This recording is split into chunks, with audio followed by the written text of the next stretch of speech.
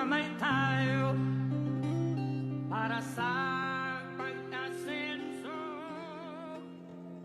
Sige sir. Sige sir. Ikaw at ako, tayong lahat kay Rodrigo.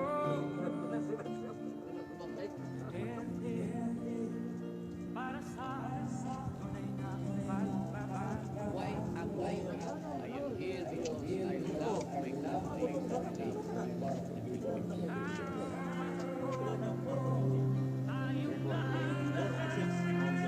Wala sa akin.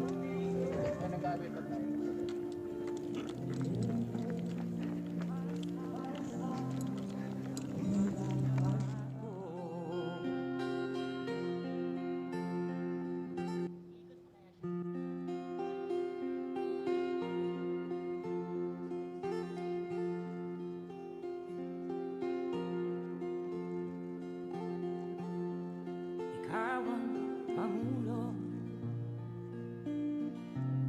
para sa pagbabago. Awa na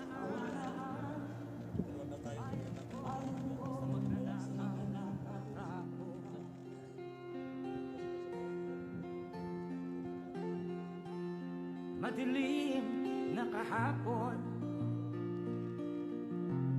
ikaw ang mataahon sa piling mo.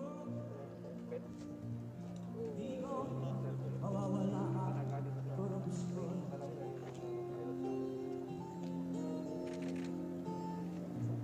Last Airbase 829 Bravo Super Tucano has the capability for 09 hunting, land precision and precision Paparonta lang ako sir. Iikot ako. Was designed to operate in high temperature and humidity conditions in extremely rugged terrain.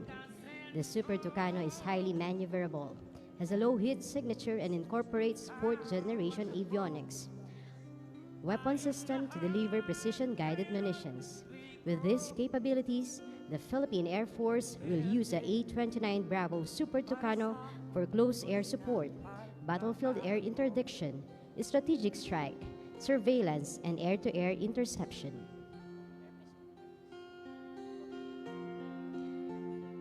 The next aircraft is the Airbase 450. The Airbase 450 is a medium-sized, multi-payload unmanned aerial vehicle designed for long-endurance missions. It has an endurance of up to 20 hours with a maximum range of 140 nautical miles and is equipped with an EOIRD compass sensor and a man-portable remote video terminal.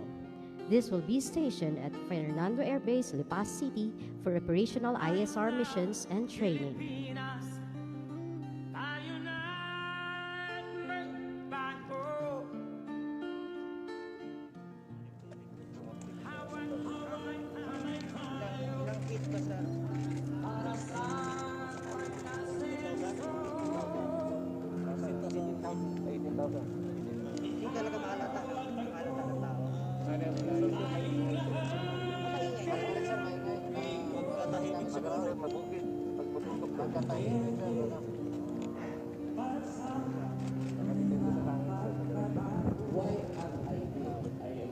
Mahalata ng tao.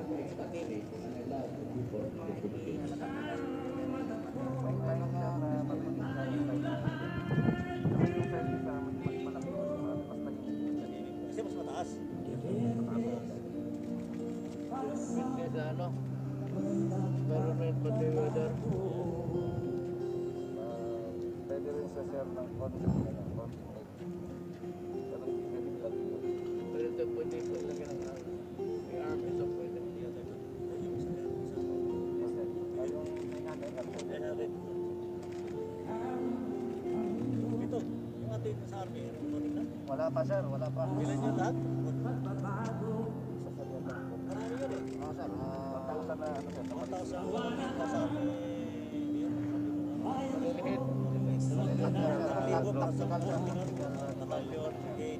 Ito sir, 18 to 60 to 18 hours.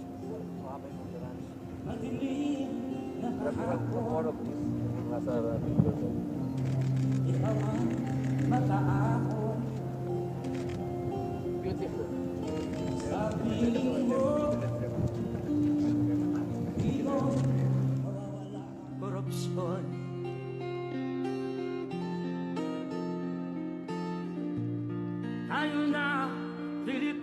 Pilipinas, tayo na't magbago.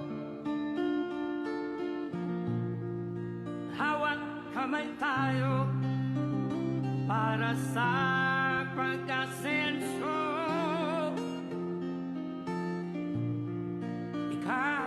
Also, another air asset is the Airbase 900. It's a medium-sized multi-payload, medium-altitude, long-endurance UAV with an endurance of up to 36 hours with a maximum range of 162 nautical miles. Tunay na pagbabago. The acquisition of these air assets boasts the Philippine Air Force to be more capable and credible Air Force responsive to national security and development. Congratulations to the Philippine Air Force and to the whole Armed Forces of the Philippines. Alamang mga krimen, rape, droga at mga nakawan dapat nga mapigilan.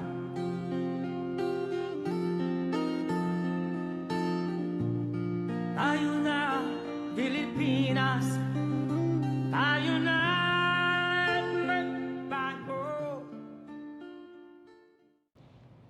Alam mo, pag kami mga politiko, pag bungo kayong bunganga, matagal matapos.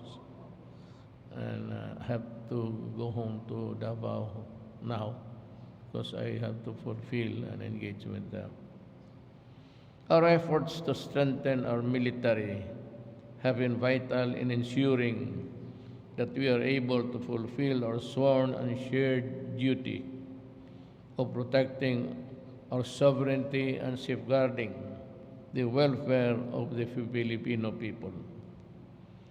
I am thus glad to join all of you today as we laud the many accomplishments of our men and women in uniform who have consistently shown dedication and excellence in serving our motherland. I also congratulate the Department of National Defense and the Armed Forces of the Philippines for successfully procuring additional government air assets that will play an indispensable role in safeguarding our nation. Recently, I have approved the proposal to acquire more combat utility vehicles of the AFP. With the recent gains against various terrorist groups, I am confident that our efforts under the AFP modernization program are already paying off. I am particularly pleased with your efforts to eliminate the terrorist groups in northern Luzon, which have led to the genuine peace and sustainable progress in the area, as well as fostered greater camaraderie among the government security forces operating in the region. Today, we confer the Order of Lapu-Lapu with the rank of Kamagi to outstanding officers and enlisted personnel who took part in restoring peace and order in Sulu in November last year. Your gallantry, bravery, and courage are truly exemplary. Alam mo, hindi lahat Pilipino, not really to derogate or raise, but mahirap itong trabaho na ito. You stare eyeball to eyeball with death. You know, I was just about 16 years old when I took my solo flight. I accumulated along the years of about 800 hours. Ang gipraktisan lang ho namin ay yung L4, the World War II vintage spotter plane, the L4, and when I stopped, I was flying the Super Cub.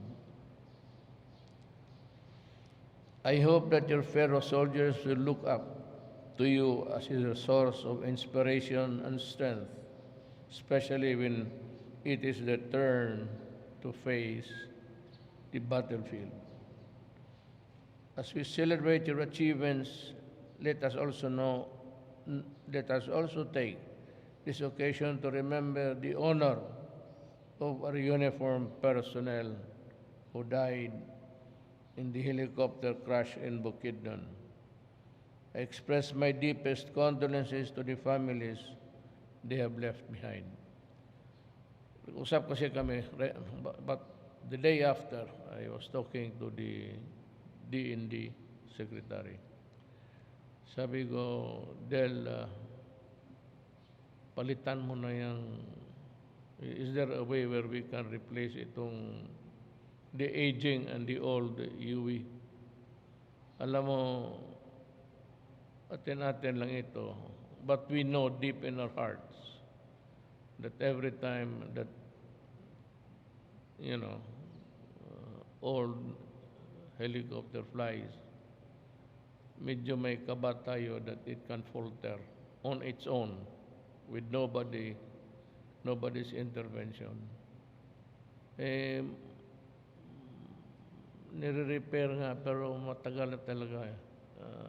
On all, the metal fatigue and the constant reboring sa pag-repair, it will take its toll on the helicopter itself. Sabi ko kay General Lorenzana na, is there a way where we can replace them? Sabi niya, we have a pending still order of 32. Is it 32?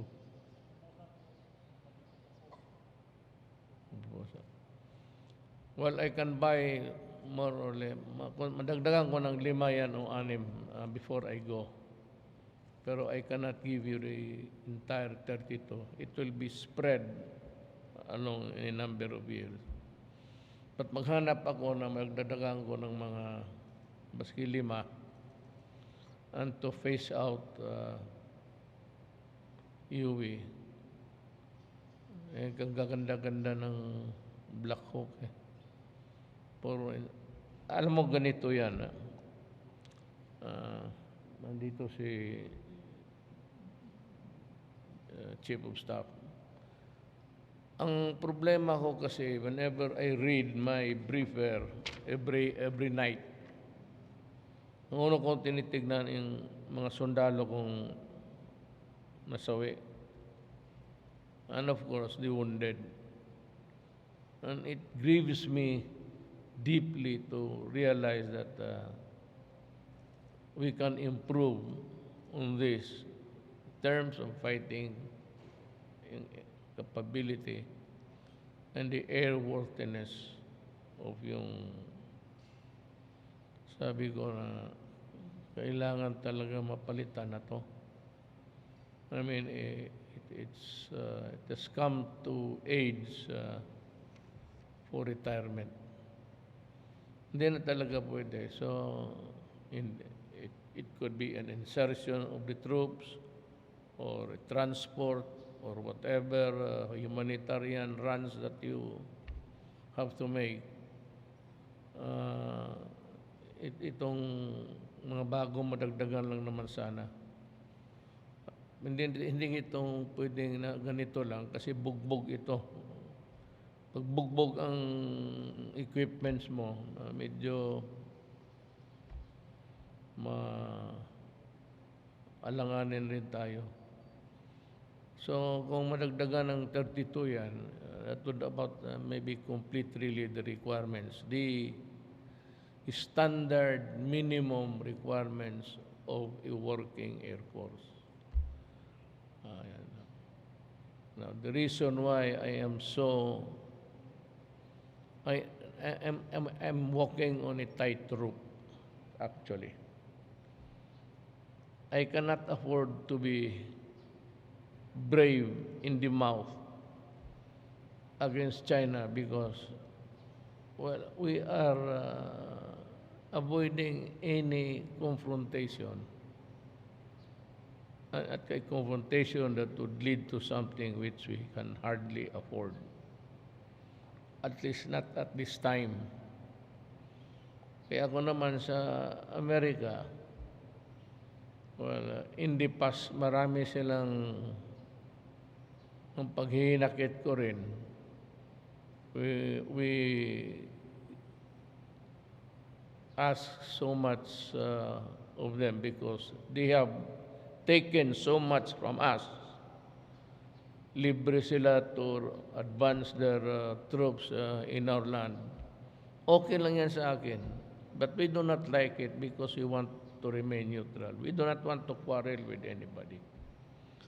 But for the reason is that the exigency of the moment requires their presence here.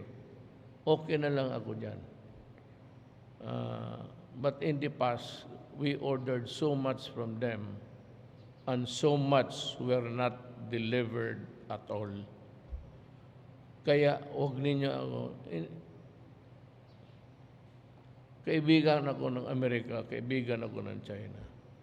But what I don't like is yung para kang bata na they promise you and ganon yan eh.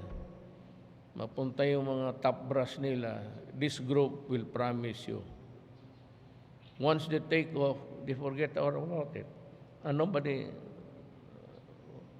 is following until you keep on reminding them.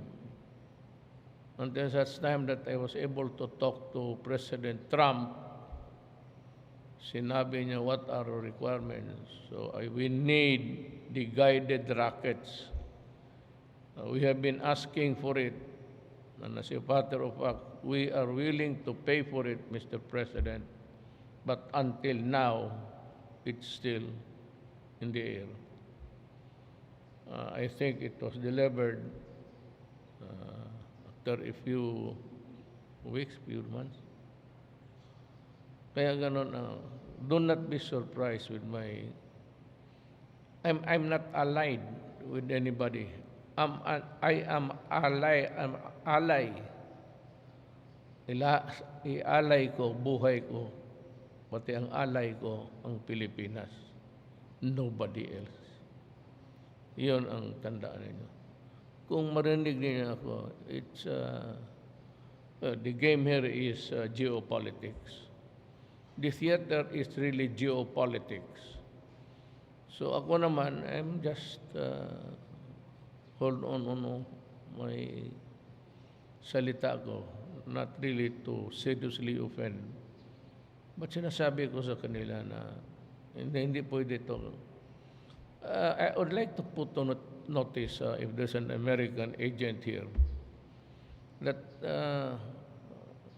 from now on, you want the visiting forces agreement done? Well, you have to pay. It's a shared responsibility. But your share of responsibility does not come free. Because after all, when the war breaks out, we all pay. You, kami, were nearest to the garrison. There were a lot of arsenals of the Chinese armed forces. Yun lang, kaya makita mo minsan suplado. Suplado talaga ako. When I deal with them, talagang nagiging suplado ako. Simply because of past and the pinaka-past until now, kung hindi mo makausap mong presidente. Dito ngayon wala akong, I don't expect anything. It's different when it is the Republican and a Democrat. The Democrat, yung migration, they are allowing migration left and right. But that is their problem. Ang Amerika naman is war hawks talaga sila. But at least, inaano tayo. nilalagay lang sa back burner yung mga samaan ng loob. So when the opportunity came and I talked to President Trump, sabi ko talaga sa kanya, we are hoping for that, we've been promised, and until now, it's still kaput. And I hope that the Americans would take notice of that. That their nearest possible inconvenient outpost would really be the Philippines, the eastern side, and Palawan. Kaya tandaan nila yan. I hope they would understand that we are nearest to a theater of war. Ang banatan dyan, it would be submarines and aircraft carriers and all. Madadamay talaga tayo. I do not want to participate in any adventure of that kind if I can help it. I am not against the Chinese, neither am I hindi ako pro-American. I am just a Filipino government worker working for the interest of my country. As we celebrate your achievements, let us take this occasion to remember and honor our uniformed personnel, I'm reading it right, and the others who have died in the battlefield. Nung pumunta ako ng just give me about a little. Nung pumunta ako ng Hulo, nung namatay needlessly, useless yung kamatayan ng binumba. Suma talaga ang loob ko. Nakita ko yung kalahating katawan ng sundalo. So sabi ko kay Bongbong, punta tayo. Sabi niya, delikado naman yun. Panahon na natin. Pati tayo, doon tayo matatapos, di doon. That's about the journey of life. Punta ako. But totohanan yan, it might really have looked corny. Hilas sa Bisaya. Corny yan sa corny of hilas. But I did it purposely to honor. Ang sabi ko lang doon, when I kiss the ground, hindi ka malang nakapagdasal baski isang salita. Not even to mention the name of God. Kaya hinalikan ko yung lupa sa asar ko na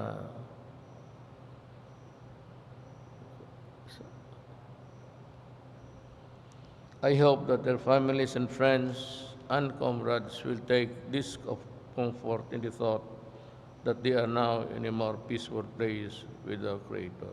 True.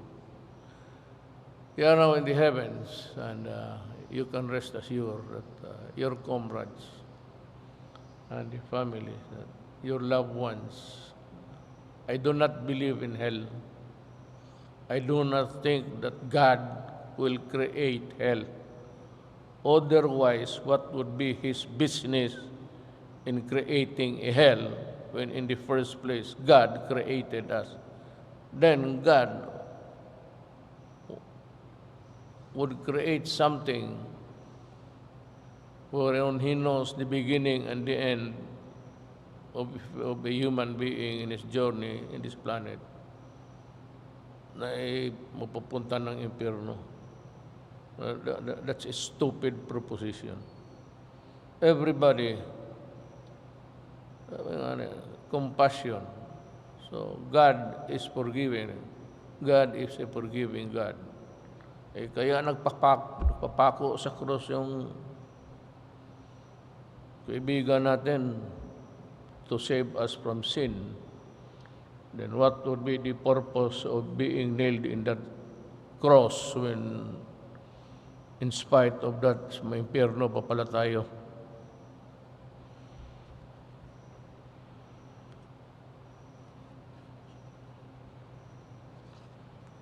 On this note, allow me to convey the love and respect of a grateful nation. Again, I thank the dedicated men and women of our armed forces for their unwavering commitment and selfless service to the Filipino people and the entire nation. Again, in gratitude. I assure you that this administration will remain steadfast in doing our best to ensure, to improve the welfare of the families of those who've gone ahead. Lahat naman tayo pupunta down, whether in the service or outside, then we will see each other there. Do not believe in hell. I have taken an issue with that, with my religion. It does not make any sense at all. Together, let us remain partners in protecting the life and liberty of all Filipinos and the sovereignty of our nation. Maraming salamat po. Thank you very much, President Rodrigo Roa Duterte, for gracing this momentous event. We are very honored with your presence. Let me salute all of you. Yes, sir. Once again, ladies and gentlemen, the President of the Philippines and the Commander-in-Chief, Armed Forces of the Philippines, President Rodrigo Roa Duterte.